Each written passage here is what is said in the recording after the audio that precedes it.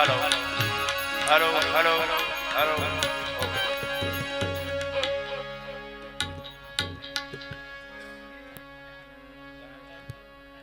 Hello mic test हाँ बोला भाई बंद થઈ જશે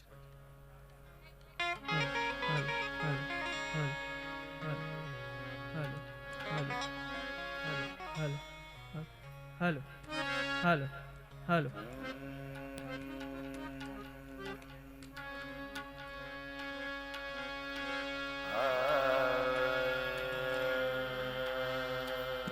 hello hello hello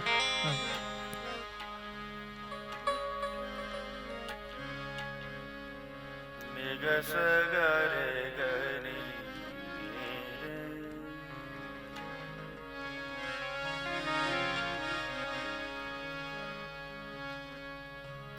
Shri Balkrishna लाल की श्री गोवर्धन नाथ की श्री वल्लभाधीश की श्री यमुने महारानी की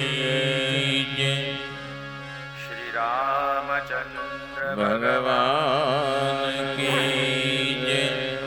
श्री सद्गुरु देव की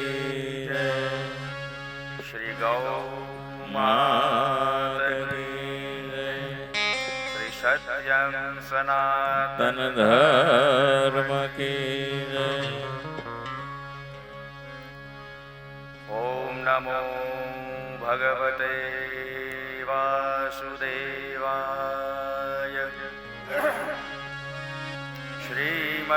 श्रीमद्कृष्णाय गोपीजनवल्लभाय नमो नमः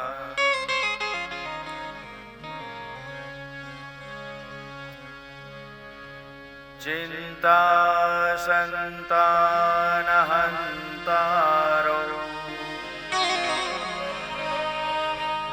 यद पादाम्बुजरेणवः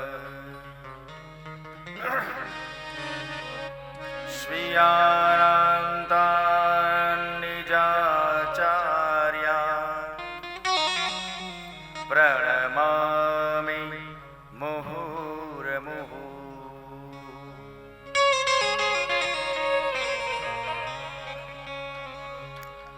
यदनुग्रहतो जन्तु सर्वदुःखादिको भवेत् त्वमहं सर्वदा वन्दे श्रीमद्वल्लभनन्दनम् अगनान तिमिरान्धस्य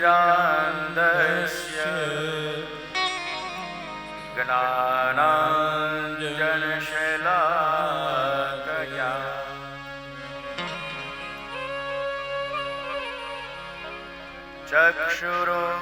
चक्षुरुन्मीलितं येन तस्मै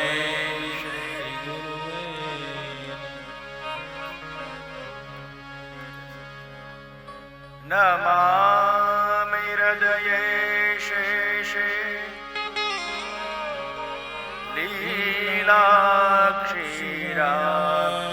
लीलाक्षीराब्धिशायिनम् लक्ष्मी सहस्रलीलाभिः सेव्यमानं कलानिधिम्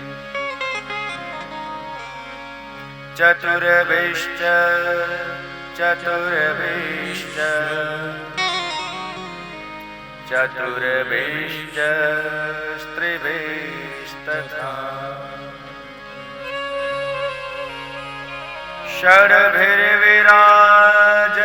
षड्भिर्विराजतयेषु पञ्चधा हृदये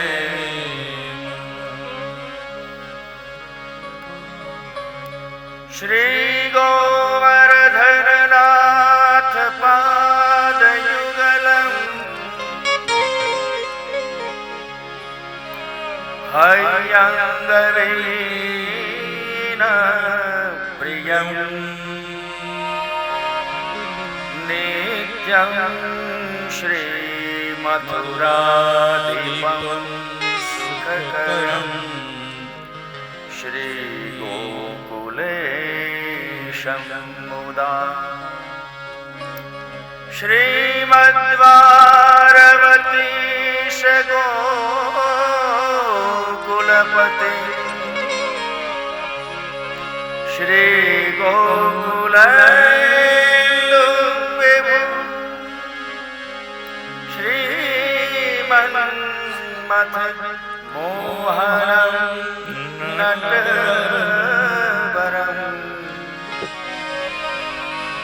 શ્રી બાલકૃષ્ણં ભજે શ્રી બાલકૃષ્ણં ભજે શ્રી બાલકૃષ્ણં ભજે.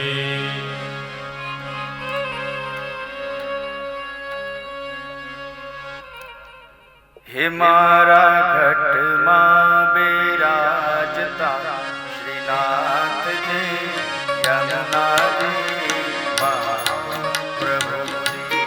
મારા ઘટમાં બિરાજતા શ્રીનાથજી યમુનાજી મહાપ્રભુજી. મારું મનનું છે ગોકુળ વનરાવન. મારું મનડું છે ગોકુળ વનરાવન.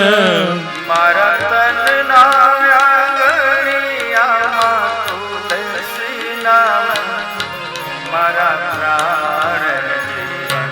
હે મારા ઘટમાં બિરાજતા શ્રીનાથજી યમુનાજી મહાપ્રભુજી. હે મારા આત્મના આંગણે શ્રી મહાપ્રભુજી. હે મારા આત્મના આંગણે શ્રી મહાપ્રભુજી. મારી આંખો વિશે હરિ બોલ. ધારી રે ધારી. હે મારી આંખો વિશે ગિરધારી રે ધારી. મારું તન મન ગયું છે ને વારી રે વારી. મારા શ્યામ મુરારી. હે મારા ઘટમાં બિરાજતા શ્રીનાથજી યમુનાજી મહાપ્રભુજી.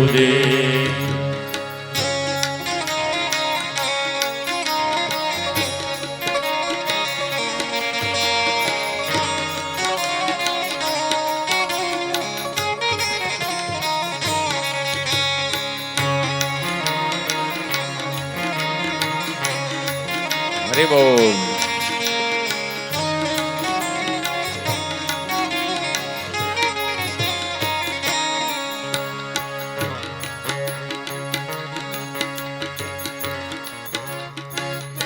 હે મારા પ્રાણ થકી મને વૈષ્ણવ વાલા. મારા પ્રાણ થકી રે મને વૈષ્ણવો વાલા. નિત કરતા શ્રીનાથજીને કાલા રે વાલા. નિત્ય કરતા શ્રીનાથજીને કાલા રે વાલા. નિત કરતા શ્રીનાથજીને કાલા રે વાલા. નિત્ય કરતા શ્રીનાથજીને કાલા રે વાલા. મેં તો વલ્લભ પ્રભુજીના દીધા રે દર્શન. મારું મોહી લીધું મન. મારા ઘટમાં બિરાજતા શ્રીનાથજી યમુનાજી મહાપ્રભુજી.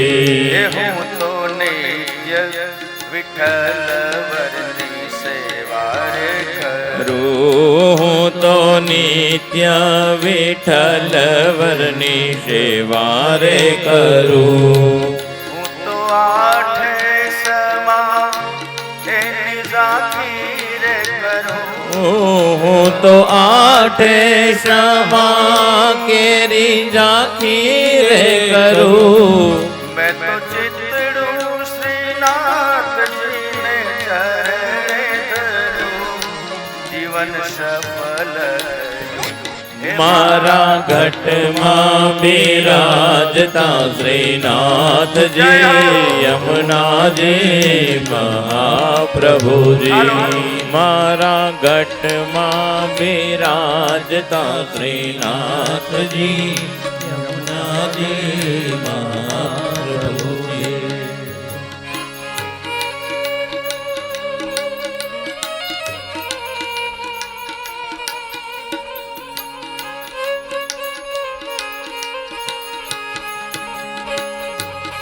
જય જય.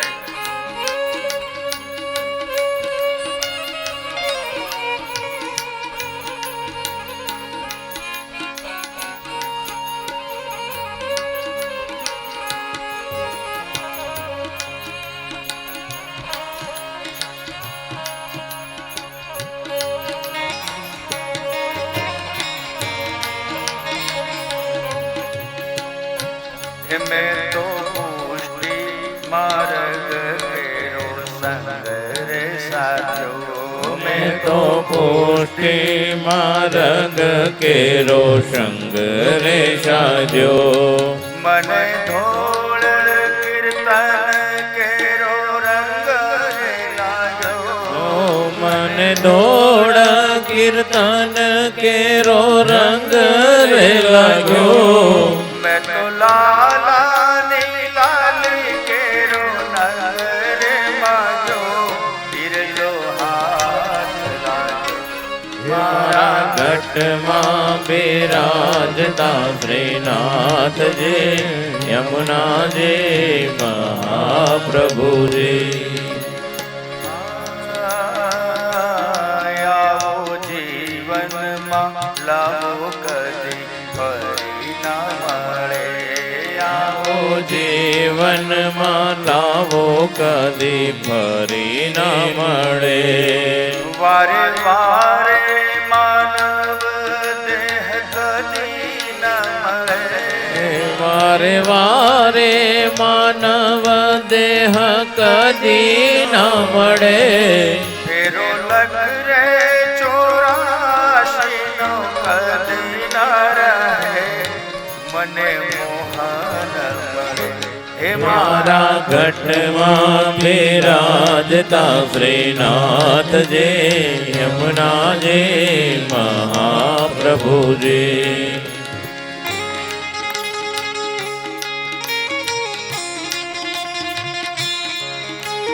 જય હો.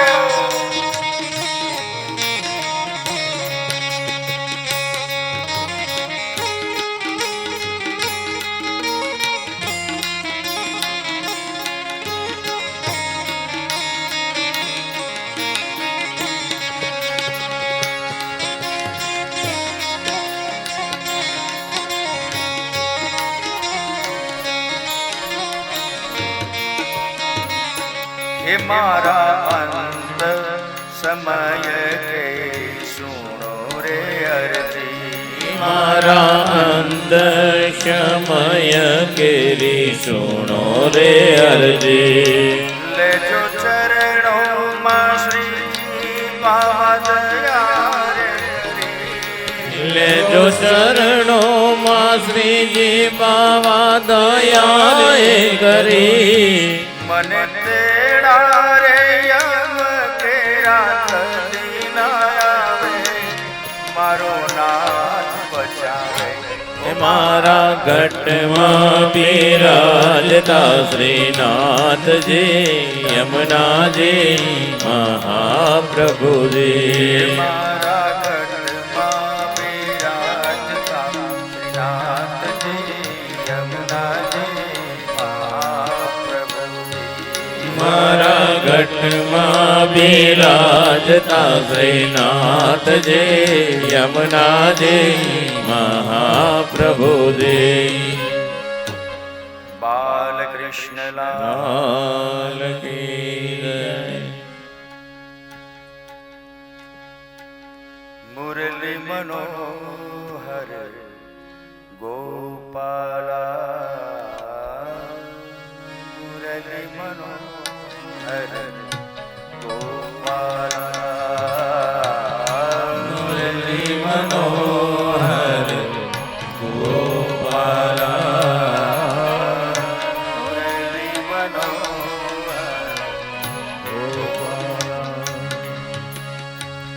ગોવિંદ માધવ ગોપાલા ગોવિંદ માધવ ગોપાલા ગોવિંદ માધવ ગોપાલા ગોવિંદ માધવ ગોપાલા મુરલી મનોહર ગોપાલા મુરલી મનોહર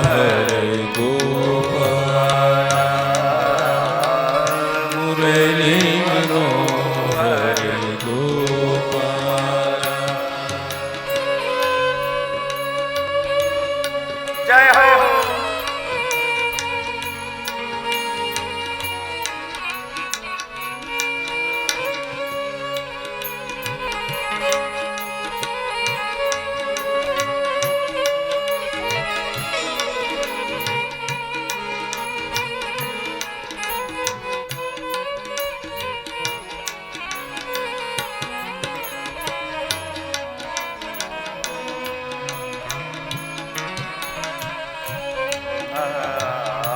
મુરલી મનોહર ગોપાલા મુરલી મનોહર ગોપાલા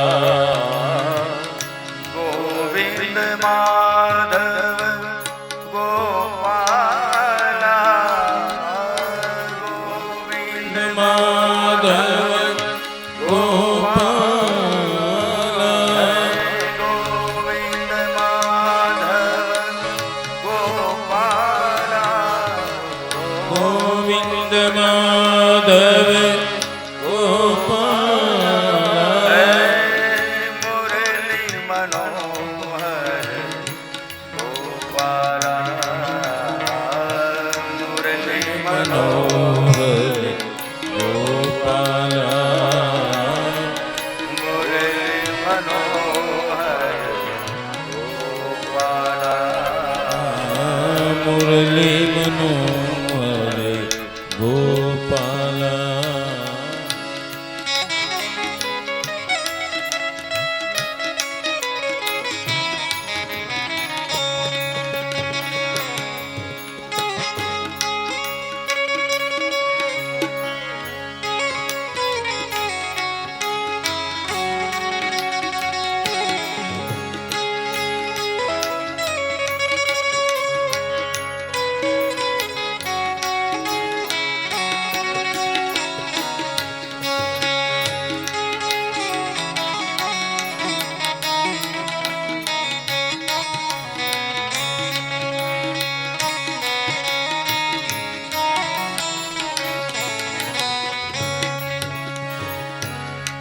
હરે કૃષ્ણ કૃષ્ણ કૃષ્ણ હરે હરે હરે કૃષ્ણ હરે કૃષ્ણ કૃષ્ણ કૃષ્ણ હરે રામ રામ રામ હરે હરે હરે રામ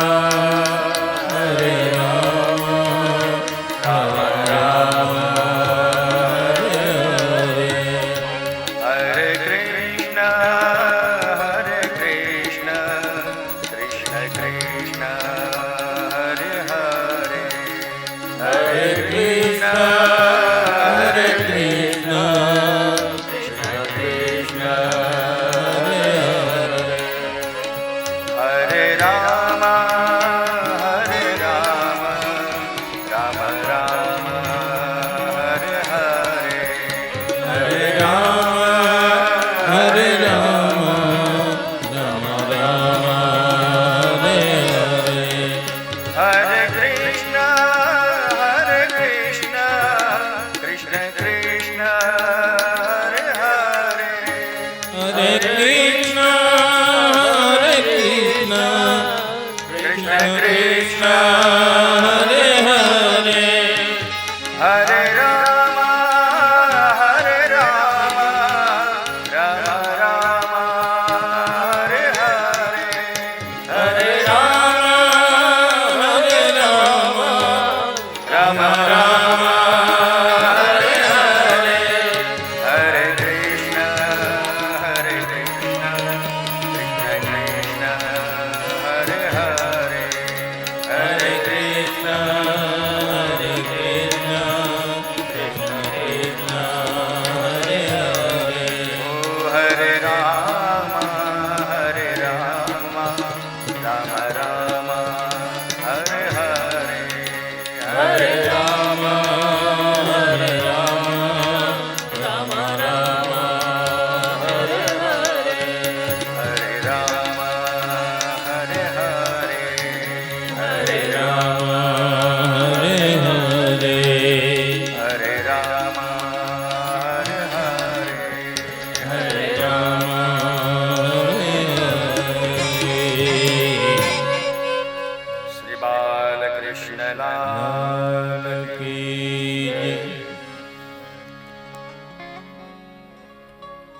स्वस्ति श्री गणेशाय नमः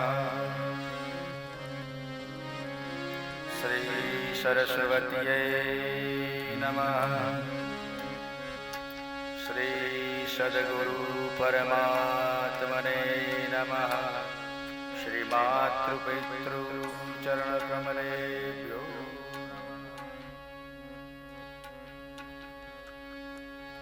शुक उवाच पातालमेतस्य हि पादमूलम् पठन्ति पार्श्वे प्रपदे रसातलम् महातलम् विश्वसुजोतगुल्फो तलातलं वै पुरुषस्य जङ्गे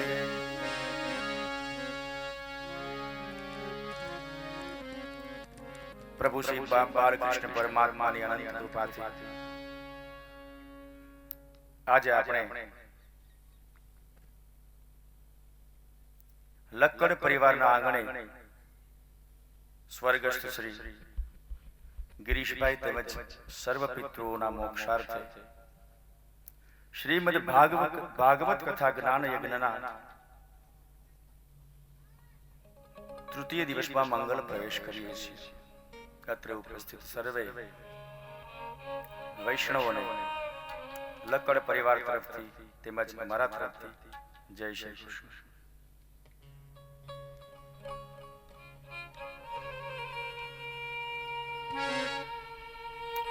ગઈકાલે આપણે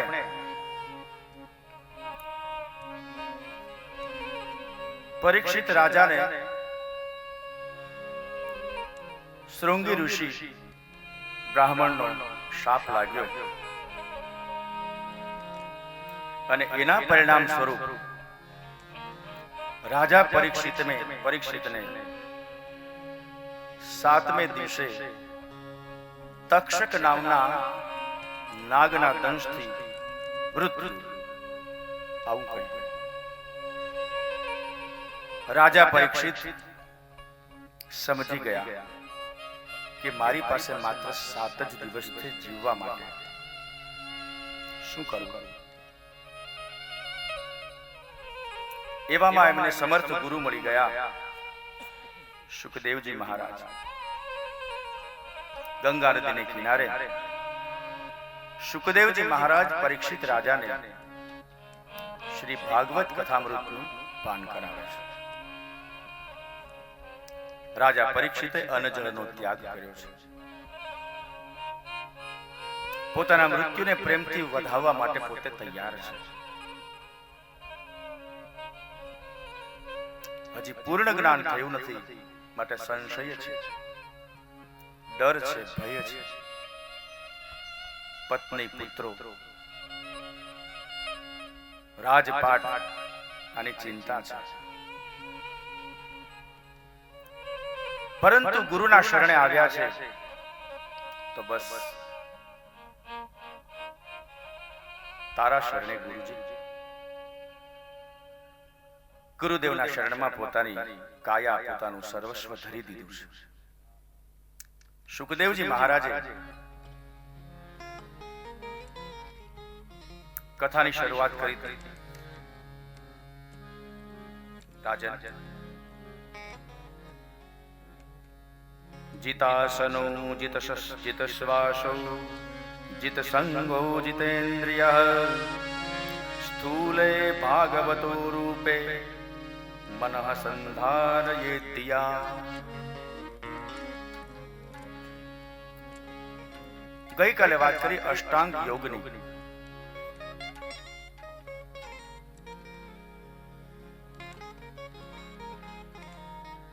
જોલા આવે મને જોલા આવે, કથા સાંભળતા જોલા આવે. આવું એક ધોળ છે અને આવે.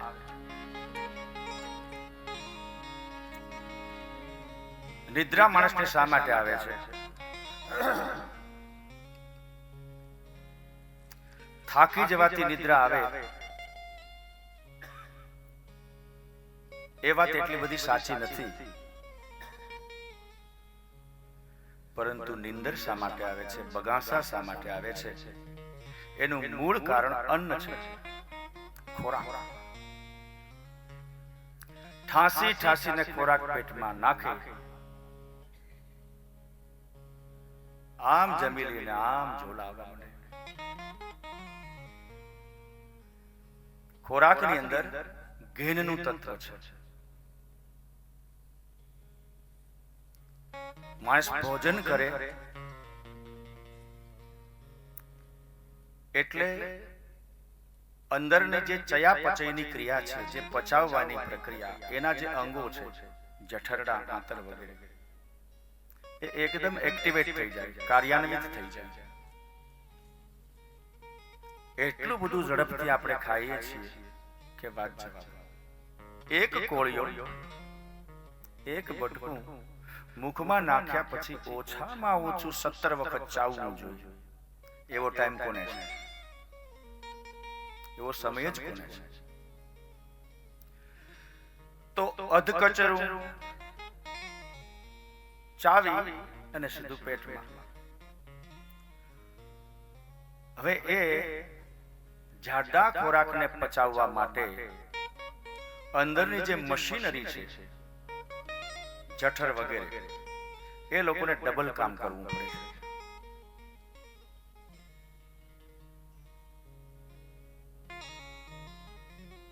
અને એને કારણે શરીરના બધા જ સ્નાયુઓ, આંખ, કાન, નાક, મગજ,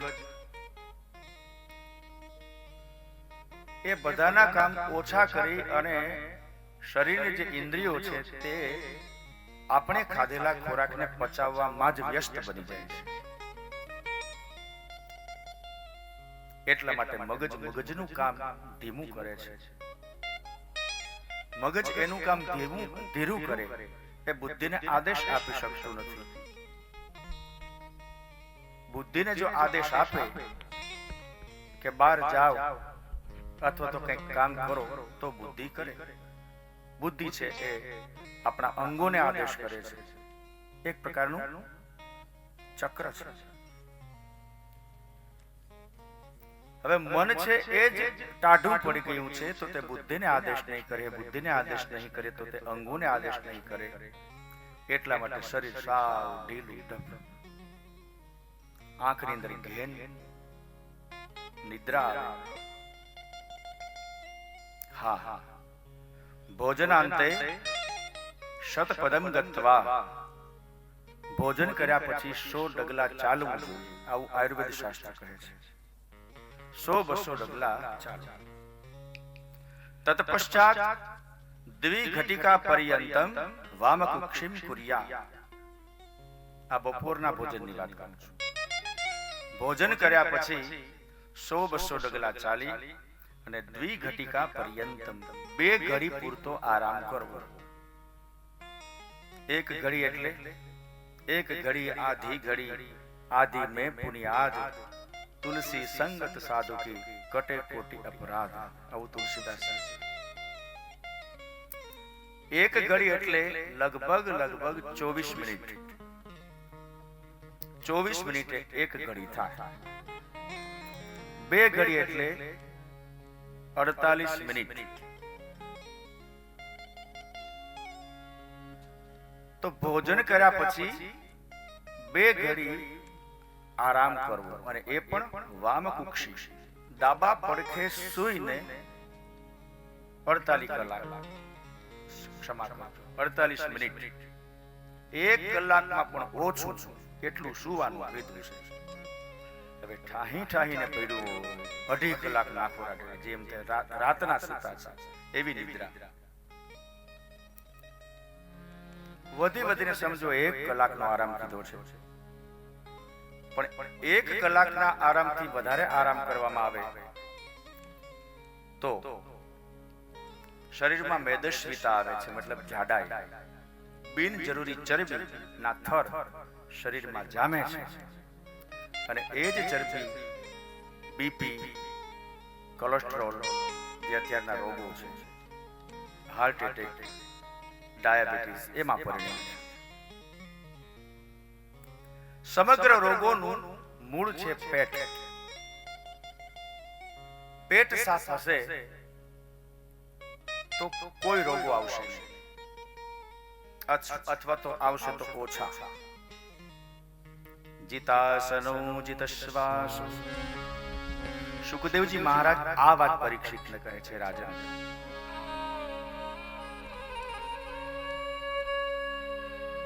ઠીકા ઠીકનું ખાય અને કથા સાંભળવી ઝોલા જ કારણ કે અંદર રહેલો ખોરાક પચતો નથી અથવા તો પડધો પચે છે સમગ્ર શરીરની નાડીઓ માત્ર એ પચાવવામાં લાગી જાય છે અને એક જગ્યાએ બેઠા કથા સાંભળવી કીર્તન કરવું ભજન કરવું બગાસા એટલા માટે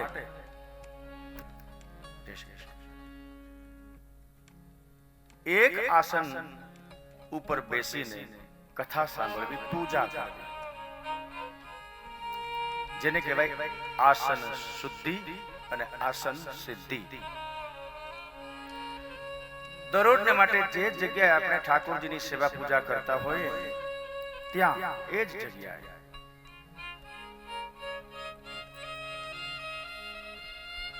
દરરોજ જે જગ્યાએ બેસીને ભોજન કરતા હોઈએ એ જ જગ્યાએ ભોજન ક્યારેક રહોડામાં ને ક્યારેક રૂમમાં ને ક્યારેક ફળિયામાં ક્યારેક હોટલુમાં જો આસન સિદ્ધિનું અતિશય મહત્વ છે જીતાસનો આસનને જીતવાની વાત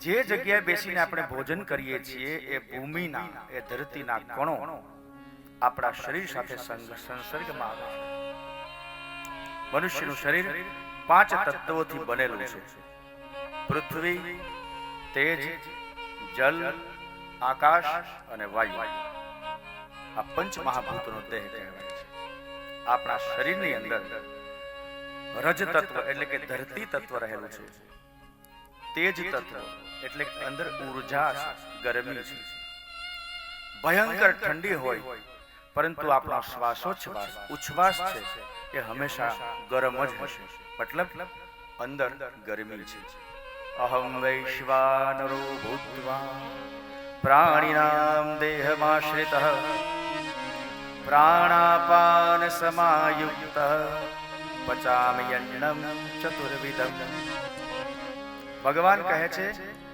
કે મનુષ્યના શરીરમાં હું વૈશ્વાનર એટલે અગ્નિ તરીકે બિરાજું છું અગ્નિ છે અંદર ગરમી છે એટલા માટે તો ખોરાક પચે છે જો અંદર ઠંડુ ને ઠંડુ હોય તો આપણો ખાધેલો ખોરાક પચશે નહીં અંદર ગરમી છે એટલા માટે તો એક બીજની ઉત્પત્તિ થાય છે. અંદર ગરમી છે એટલા માટે તો પ્રજોત્પત્તિ થાય છે. ધરતી માતાના પેટાળમાં પણ ગરમી છે એટલા માટે બીજ અંકુરિત થાય છે. આદ્રાના આદ્ર વાવણી એમ કહેવાય છે. આર્દ્રા નક્ષત્ર સૂર્ય નક્ષત્ર જ્યારે બેસે ત્યારે વાવણી કરવી એવું શાસ્ત્રમાં કહેવાય છે. આપણે ઉતાવળા છીએ, હજી તો રોહિણી ચાલતી હોય, વૈશાખ મહિનાના અંધારિયામાં રોહિણી બેહે, હજી ધરતી માતા ના પેટમાં, એના ગર્ભમાં, એના પેટાળમાં એટલી બધી ગરમી ઉત્પન્ન થઈ હોતી નથી કે જે બીજને વ્યવસ્થિત રીતે અંકુરિત કરી શકે. ત્યાર પછી મૃગશીર્ષ નક્ષત્ર આવે છે. એની અંદર લગભગ 70-80% ધરતીના પેટાળમાં ગરમી હોય છે. આજના વૈદ્યશાળા અને વિજ્ઞાનીઓ એમ કહે છે કે ધરતીમાં ઓછામાં ઓછું 35% ભેજ હોવો જોઈએ. કૃષિ વિજ્ઞાનીઓ એવું કહે છે. કમસે કમ 35%, 40% ભેજનું પ્રમાણ હોય. એ ભેજ છે અંદરથી ઉષ્મા ઉત્પન્ન કરે છે. મતલબ કે ધરતી માતાના પેટાળમાં ગરમાવો ઉત્પન્ન થાય ત્યારે બીજનું આરોપણ કરવું. અને જ્યારે 21-22 જૂને આર્દ્રા નક્ષત્ર બેસે છે ત્યારે ધરતી માતા સંપૂર્ણપણે ગર્ભ ધારણ કરવા માટે સક્ષમ બને છે. અને એ સમયે વાવેલું બીજ, એ સમયે કરેલી વાવણી ક્યારેય નિષ્ફળ જતી નથી. કહેવાનો મતલબ એ છે કે જ્યાં જ્યાં ઉત્પન્ન કરવાની વાત આવશે ત્યાં ત્યાં ઉર્જાની, ગરમીની, ભેજની જરૂર પડશે. શરીરની અંદર પણ ઉર્જા છે, ભેજ છે. એને કારણે સંતતિ નો જે વડલો છે ચાલુ રહે છે. ક્યારેક ક્યારેક ખેડૂતો એમ કહે 4 વાર વાવ્યું, બિયારણ ફેલ. શક્ય છે બિયારણમાં કઈ વાંધો હોય, એની અંદર પણ ભેળસેળ આવે છે. પણ ક્યારેક ક્યારેક બિયારણ પણ શુદ્ધ હોય. ઘીસોડા, કારેલા, આ બિયારણ તો આપણી ઘરે દેશી ઘીસોડા ગલકા થતા હોય. ઘરનું જ ઓર્ગેનિક બિયારણ છે, છતાં વાવવામાં આવે છે ત્યારે ઉગતું નથી. મતલબ ધરતી માતાના પેટમાં કંઈક તો ગરબડ છે. અને એ બગાડ કર્યો છે આપણે. ઠંડા પીણા, કોલ્ડ ડ્રિંક્સ વધારે પડતું પીવું, વધારે પડતું ઠંડુ પાણી ધરતી માતા માથે ઠાલવવું. માં ધરતીના પેટની અંદર જે ઉષ્મા જોઈએ એ પૂરેપૂરી મળતી નથી, એટલે એ વાવેલું બિયારણ નિષ્ફળ જાય છે. સ્ત્રીના શરીરમાં પણ યોગ્ય આહાર વિહાર ન હોય તો સંતાન ઉત્પન્ન થવામાં બાધા ઉત્પન્ન થાય છે. અને અનેક પ્રયત્નો છતાં સ્ત્રી ગર્ભ ધારણ કરી શકતી નથી. જુઓ કેટલું બધું ગૂઢ ગંભીર જ્ઞાન છે.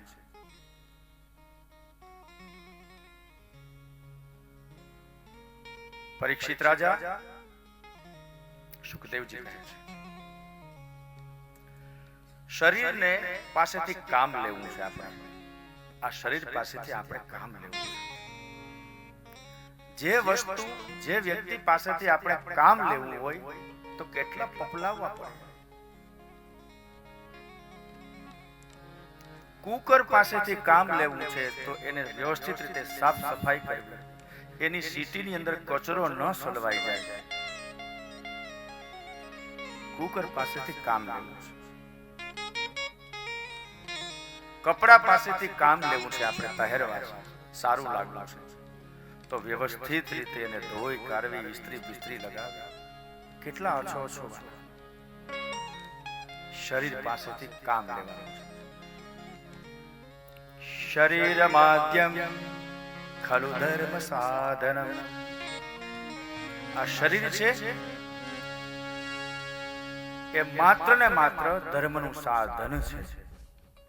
This is an equipment. આ શરીર છે એની પાસેથી કામ લેવાનું છે. કોઈ વ્યક્તિ પાસેથી આપણે કામ લેવું હોય તો કેવા વખાણ કરીએ, તારા સિવાય એ કામ થાય જ નહીં, રહોડું તારે જ સંભાળવાનું, બીજા કોઈ ના આવે. કેટલા પપલાવા આપણે, કારણ કે એની પાસેથી કામ લેવું છે. શરીર પાસેથી કામ લેવું છે. આ શરીર પાસેથી આપણે ખેતી કરાવવી છે, નોકરી ધંધા રોજગાર કરાવવા છે, એ તો ઠીક. આ શરીરને આપણે કથામાં લઈ જવાનું છે. આ શરીરને આપણે હવેલીએ દર્શન કરવા લઈ જવાનું છે. આ શરીરને આપણે યાત્રા કરવા લઈ જવાનું છે. કડીઓ એના ચુનાયડા ને રંધા ને સાંજે કામ પૂરું થાય ને વ્યવસ્થિત રીતે ધોવડાવે મજૂરો પાસે. એ ચુનાયડાની અંદર એક કાંકરી રહી જાય ને તો પણ ત્યાં કાટ લાગી જાય, એટલે 2-3 પાણીએ ધોવડાવે. કચરો ન રહેવો જોઈએ, કારણ કે બીજે દિવસે એ ચુનાડા પાસેથી કામ લેવું છે. દુકાનદાર સાંજે દુકાન વધાવે ત્યારે બધા ખોખા આડાવડા હોય વ્યવસ્થિત કરે. બહાર રહેલો જે માલ સામાન દેખાવમાં રાખ્યો હોય એને અંદર લે, આ કરે તે કરે. સવારે વહેલા ઉઠી અને એ માલને વ્યવસ્થિત ગોઠવે, એને સાચવે. એ વસ્તુ પાસેથી કામ લેવાનું છે. તો જેની પાસેથી આપણે કામ લેવું છે એને તો વ્યવસ્થિત રાખવું કે નહીં? શરીરને આપણે એની પાસેથી કામ લેવાનું. શરીર એ અંતિમ સત્ય નથી. સાધક સાધન દ્વારા સાધ્ય પ્રાપ્ત કરે. સાધક એટલે આપણે, સાધન એટલે શરીર. અને આ શરીર દ્વારા પ્રભુની ભક્તિ કરવાની છે. શરીરને શણગારવા જરૂર. સારા કપડા, બ્યુટી પાર્લર, કેટલું આપણે શરીરને સુખ આપીએ છીએ. પણ એ જ શરીર મોજ શોખ માટે નથી. કદાચ બહારનું તન છે, શરીર છે, સુંદર લાગશે. કપડા બપડા પહેરી, suit boot, tie coat pant, સારા ડ્રેસ, ચણિયા ચોળી, શરીર સુંદર લાગશે, લગાડવું જોઈએ. પણ અંદરનું શરીર કેટલું ગંદુ છે. અંદરની ગંદકી ક્યારેક ને ક્યારેક તો બહાર આવશે. ડાયાબિટીસ થઈને આવશે, ચામડા લબડી જાય, પછી સોપડો પાવડર ને ફેર એન્ડ લવલી બધું ભૂંડું લાગશે. તો બહાર શરીરને સુંદર દેખાડવા માટે અંદરનું શરીર એને સ્વસ્થ બનાવવું પડશે. એ કેમ બને? આહાર વિહારનું નિયમન, યોગ્ય સમયે યોગ્ય વસ્તુ જ ખાવી. પરમાત્માએ અલગ અલગ ઋતુના અલગ અલગ ખોરાક આપ્યા છે. ચૈત્ર વૈશાખમાં ભગવાને સુંદર મજાની કેરીનો રસ આપ્યો છે. પણ અમુક ભાગ્યશાળી પોહ મહિનામાં કેરી ખાતા હોય. કેરીનો રસ પચાવવા માટે આપણું શરીર ચૈત્ર વૈશાખના મહિનામાં જ યોગ્ય છે, એ સિવાય નહીં. ફ્રીજ અથવા તો બરફ, ગુલ્ફી એ ઉનાળામાં આપણને ગમશે, પચાવી શકશું. પણ એ જ વસ્તુ શિયાળામાં ખાવી, ઠંડી વસ્તુ, આપણું શરીર ના પામશે. કારણ કે પરમાત્માએ શરીરની રચના એવી કરી છે કે યોગ્ય સમયે યોગ્ય એના માટે ભોજન.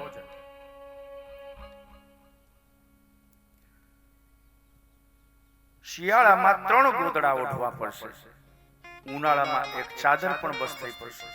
એ જ શરીર છે જે શિયાળામાં 3 ગોદડા માંગે છે ઓઢવા માટે, અને એ જ શરીર ઉનાળામાં અગાસીમાં બિંદાસ એમને સૂતા હોય. શરીર એક છે, કેટલો ફેરફાર થઈ જાય. જીવ છે પ્રકૃતિને આધીન છે. શિયાળો, ઉનાળો, ચોમાસું એ દરેક ઋતુને આપણે એક્સેપ્ટ કરીએ છીએ. ઉનાળાની અંદર કેરીનો રસ, જો ઉનાળામાં પાણી ઘટે શરીરમાં, ગમે તેટલું પાણી પીએ, એમાં ખાસ કરીને ફરસાણ ખાધું હોય, ઢોકળા અને ભજીયા, 10-10 મિનિટે પાણી પીવું પડે. મહેનત કરીએ, પાણી પીવું પડે. કાંઈ ન કરે તોય અડધી કલાકે જલની જરૂરિયાત ઊભી થાય છે. કારણ કે શરીરમાં રહેલું જલ તત્વ છે એ આ ગરમીની અંદર બાષ્પીભૂત થાય છે, બાષ્પીભવન થઈ જાય છે. શરીરમાં પાણીની ઘટ પડે છે. જો તરસ ન લાગે તો આપણને ખબર પડતી નથી કે મારા શરીરને પાણીની જરૂર છે. આપણે પાણી ન પીએ, ડિહાઇડ્રેશન થઈ જાય અને શરીરમાં પાણી ઘટે, માણસને મૃત્યુ થઈ જાય છે. તો પરમાત્માએ યા દેવી સર્વભૂતેષુ તૃષારૂપેણ સંસ્થિતા નમસ્તસ્યૈ નમસ્તસ્યૈ નમસ્તસ્યૈ નમો. યા દેવી સર્વભૂતેષુ તૃષારૂપેણ સંસ્થિતા, એ શક્તિ જગદંબા આપણા શરીરમાં તૃષા એટલે કે તરસ રૂપે રહેલી છે. તરસ એ લગાડે છે.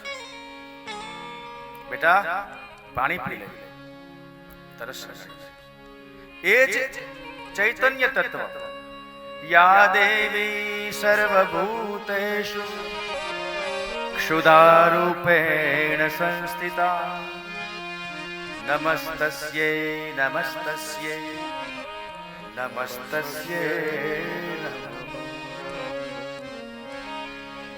એ જ માં જગદંબા આપણને ભૂખ લગાડે છે. હવે ખાઈ, તારા શરીરને અન્નની જરૂર છે.